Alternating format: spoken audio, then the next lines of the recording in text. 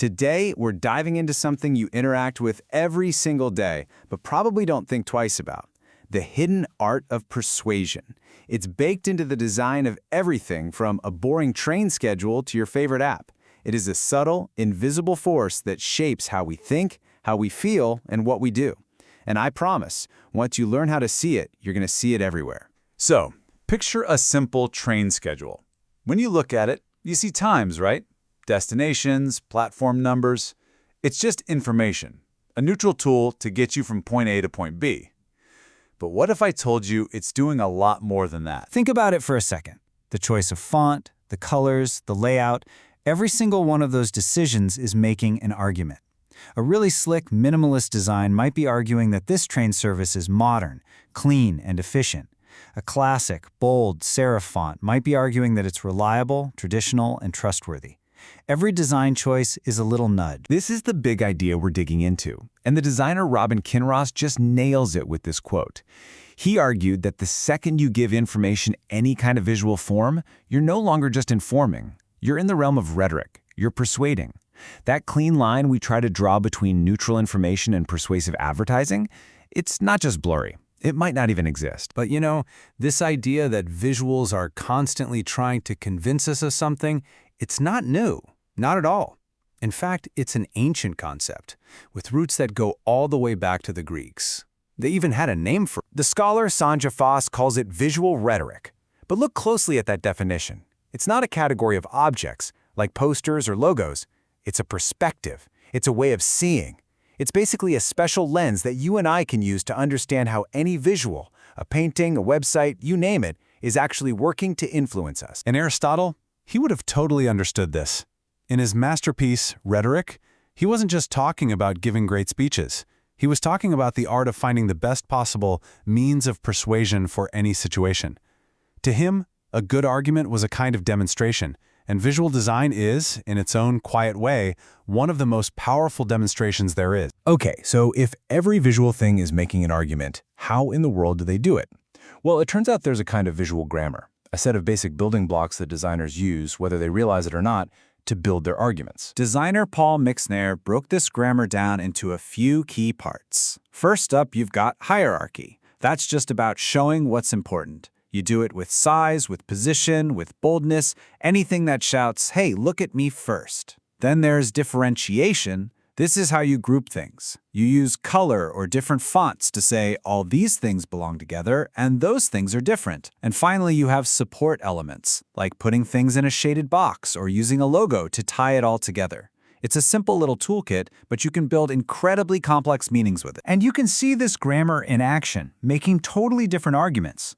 On the left, a classic piece by Joseph Muller-Brockman. It's all about the rigid grid, the clean, sans-serif font. It is practically screaming order, logic, and clarity. That's the Swiss International style in a nutshell. But then on the right, you have something much more layered and chaotic. This comes from the school of thought of designers like Wolfgang Weingart, who looked at those Swiss rules and said, "Nah, I'm gonna break them." They were arguing for expression, for personality, for a little bit of messiness.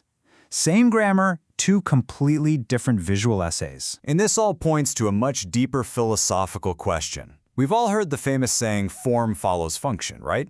It's the modernist belief that the way something looks should be dictated by what it does.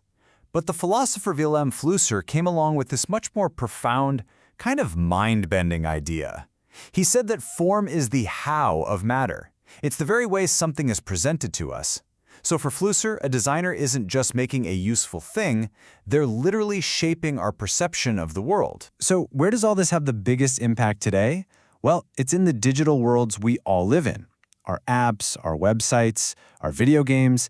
These might just be the most intensely, meticulously designed, persuasive environments in all of human history. I absolutely love this quote from the interface design pioneer Brenda Laurel. She says, "An interface is like theater. It's a performance. The designer is the director, the set designer, the lighting technician. They create a stage and a script, all designed to guide you, the actor, through a very specific constructed experience." And a huge part of that performance is managing your emotions. Don Norman's work here is just brilliant. He discovered that when we feel good, when we're relaxed, our thinking literally expands. We get more creative, more willing to explore. But when we're anxious or frustrated, our focus narrows right down to a single point. And designers use this all the time. A calm, beautiful interface might encourage you to browse, while a stressful one, like a countdown timer on a limited time offer, forces you to make a fast, narrow decision. And this isn't just guesswork. A lot of persuasive tech is built on really clear psychological models, like this one from BJ Fogg at Stanford. He says that for you to do any behavior, 3 things have to converge at the exact same moment. You need the motivation, you have to want to do it. You need the ability, it has to be super easy. And you need a prompt, a clear trigger. Think about the pull to refresh gesture or the infinite scroll. They're designed to be totally effortless, feeding our motivation for new stuff with a constant, easy trigger. And nowhere is this emotional engineering more powerful than in video games. I mean, take a game like Waco Resurrection. It puts you, the player, in the deeply uncomfortable position of playing as a cult leader during that infamous siege. By messing with identity like that, the game doesn't just tell you a story, it forces you to feel your way through a complicated piece of history, leaving you with all these complex, unresolved emotions. All right, let's pivot and look at one final area where this all comes to life: data visualization. Now, this is where the claim of pure objectivity feels the strongest. I mean, numbers don't lie, do they? Maybe not. But the way we show those numbers can absolutely tell very different stories. So at the most basic level, we use familiar charts to make sense of things. This survey of DataViz professionals shows that actually making a chart is a really complex job. Look how much time goes into just prepping the data and designing the visual. A simple, clean bar chart like this feels trustworthy because we know how to read it. It feels objective. But the real persuasive superpower of data visualization is using visual metaphor. And the most famous example of all time is Harry Beck's 1933 London Underground map. He made a radical choice. He completely threw out geographic accuracy. He said, it doesn't matter where the stations actually are, it matters how they connect. So this isn't a map of London's geography. It's an argument about how to easily use the tube system. It simplifies a messy reality to tell a clear, useful story. So to make a really effective visual argument with data, infographic guru Randy Crum has some fantastic rules. The 5-second rule.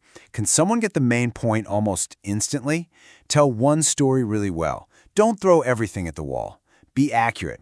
Your cool design can't betray the data.